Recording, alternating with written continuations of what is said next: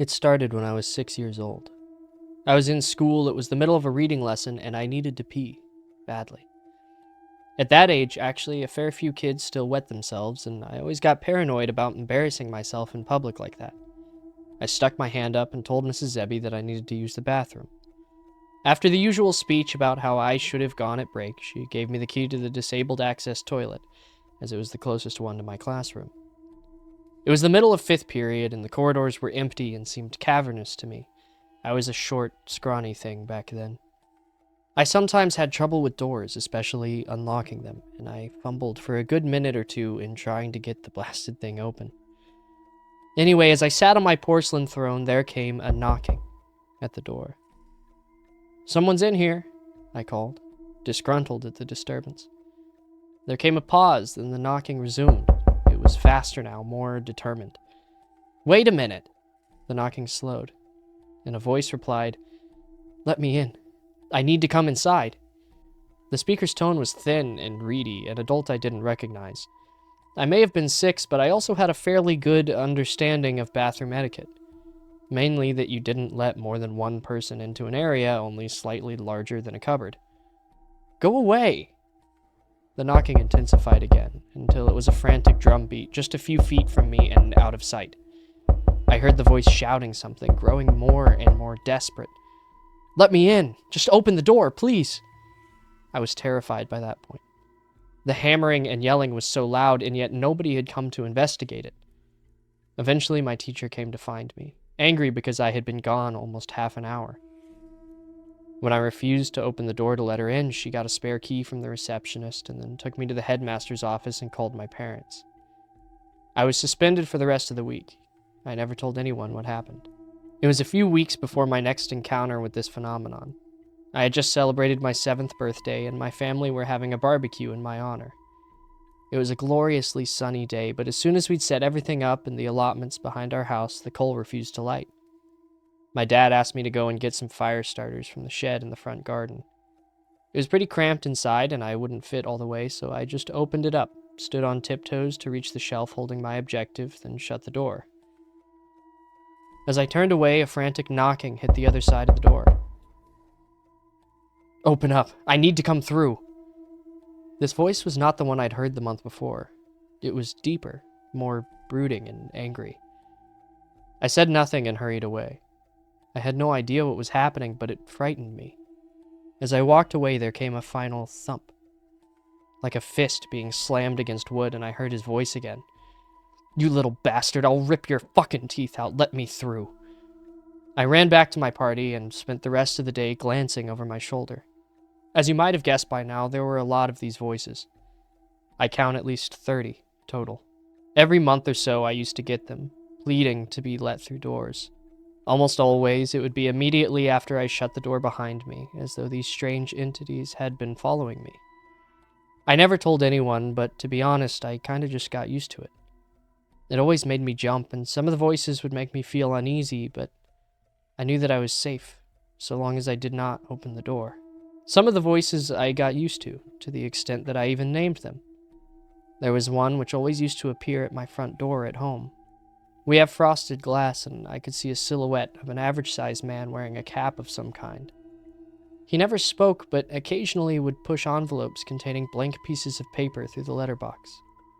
I called him the postman. He was one of the more unsettling ones. If I tried to speak to him, he would look up sharply, then begin knocking.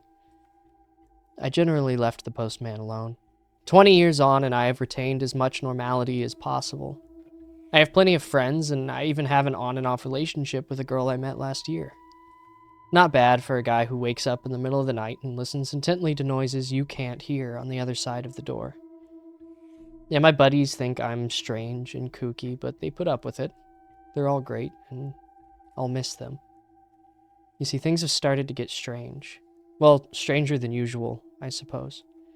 3 weeks ago, I awoke sweating and crying, though I do not know why. My dream had been, from what I recall, fairly normal, when a huge shadow had abruptly fallen over everything.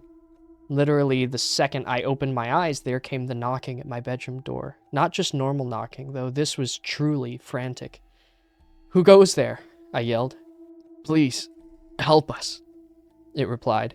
I was surprised. It was the sadistic, angry voice that I remember from my father's shed on my 7th birthday, but it seemed genuinely sincere. There was a pained tone to it, too, as though the speaker were grievously wounded. I actually found myself pulling back the sheets to get up, but I hesitated. I had never before been tempted to open the door. I suppose as a child I had so rigorously drummed into my head the idea that whatever lay beyond was evil that it was just common sense. To be quite honest, I came very close to letting the thing into my room that morning. I held out, in the end, but it got worse. Just 2 days later, I was in my local corner shop. I'd just paid for a bottle of milk and a newspaper when a great force slammed against the shop door. Simultaneously, a voice began screaming, a long, keening squeal of pain. I whirled to face the door, but there were so many flyers plastered over the glass that I could only just make out the shape of a woman on the other side, slapping her palms against the window. The shopkeeper stared at me as though I were crazy. In the end, I asked if he had a bathroom I could use, murmured some half-thought-out excuse, and hid there for 10 minutes until the screaming stopped. There were 4 more incidents between then and now, a mixture of screams and tearful begging. The postman stopped by yesterday, too. He knocked politely before sliding his usual letter through the letterbox. Then another. Then another. A total of 10 plain brown envelopes. The postman waited for a few minutes, knocking occasionally, and then he left me alone. Each letter contained a sheet of A4 paper, but somebody had taken a black pen to the pages, scribbling and shading them with such vigor that there were large tears around the center and the edges were frayed. I shoved them back into their envelopes and tried to put it from my mind. Earlier, my bedroom door shook violently. It wasn't a scream or a howl or a roar that I heard, though. It was just crying. Dozens and dozens of voices sobbing quietly. Another blow struck my door. Plaster flaked from the walls and twirled to the carpet. Still no pleas or bargaining, just sobbing. Crash. I jumped up from my chair. Crash. A hairline crack split the frame of the door in one corner.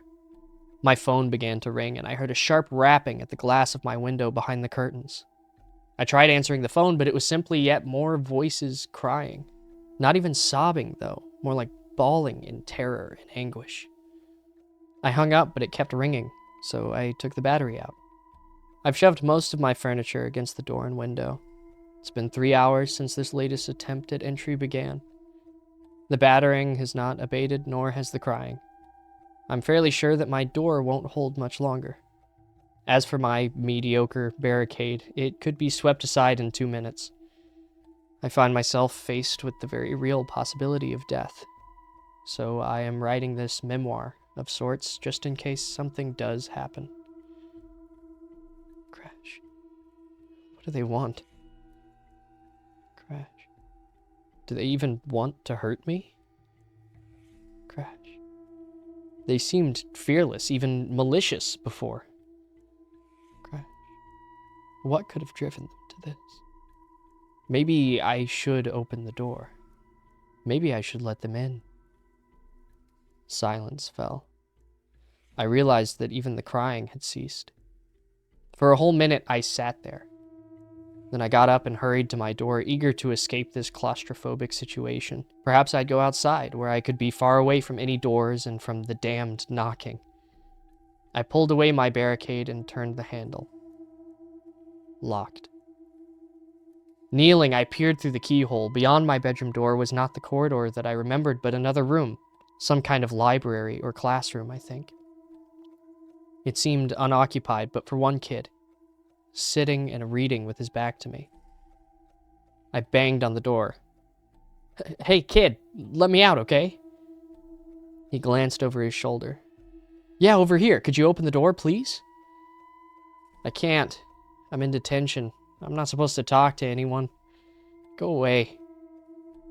He turned from me. Confused and exasperated, I began to stand up. A loud bang shattered the silence once more. I realized it sounded like a fist being pounded against glass. My window. I heard it again, But this was not the frantic knocking of somebody wanting to get inside. This was not even an attempt to break in. Whatever was beyond the curtain and glass knew I was inside. It knew I was frightened. In the most predatory and sadistic way possible, it wanted me to be afraid. I turned back to the door and began hammering on it frantically. "Hey, let me in, okay? I really need you to open the door." "Let me out." If you like this video, let me know what story we should tell next, and don't forget to subscribe to keep up to date on future tales. For now, that's all, and until next time, goodbye.